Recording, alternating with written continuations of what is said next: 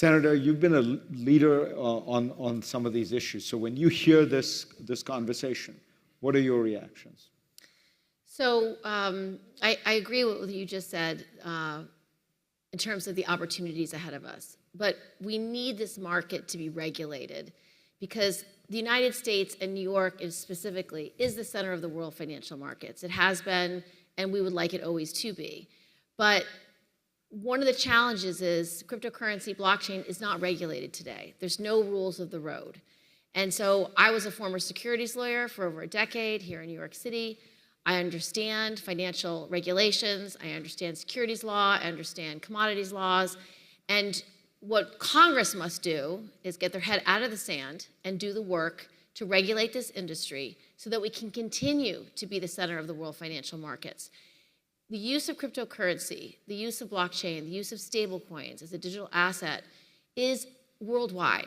And if you want to have that system function well, to have safety and soundness, to have transparency and accountability, to have consumer protections, to have anti-money laundering, to have anti-illicit finance aspects, you have to create a regulatory framework. And so what I've been working with my colleagues in Congress across the aisle on a bipartisan basis is what those rules of the road will look like.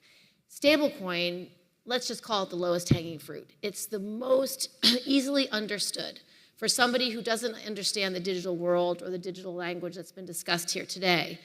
It's not different than a traveler's check. You would walk into American Express, you would give them $100, they would give you $100 worth of traveler's checks, you could go spend those anywhere around the globe, and they were taken as money.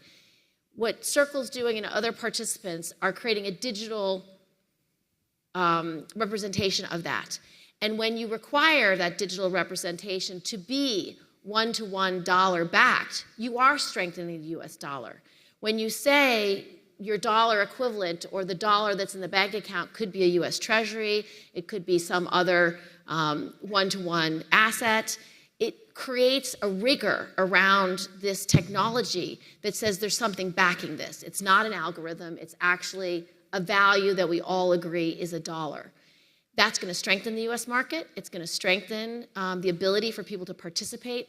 And the thing that's so dramatically interesting about cryptocurrency and blockchain and decentralized finance and all the new technologies we're using is it democratizes finance. It allows anyone to participate in these transactions, even if you don't have a bank account, even if you don't have a credit card, even if you are not wealthy.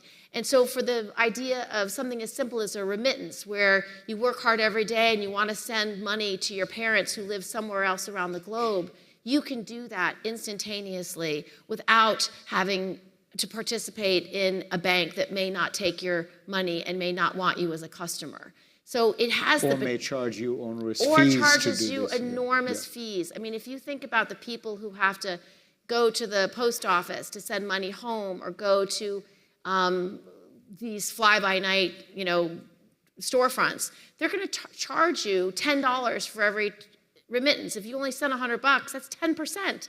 That's a lot of money. So they take your money. It's extractive. It's predatory in many instances.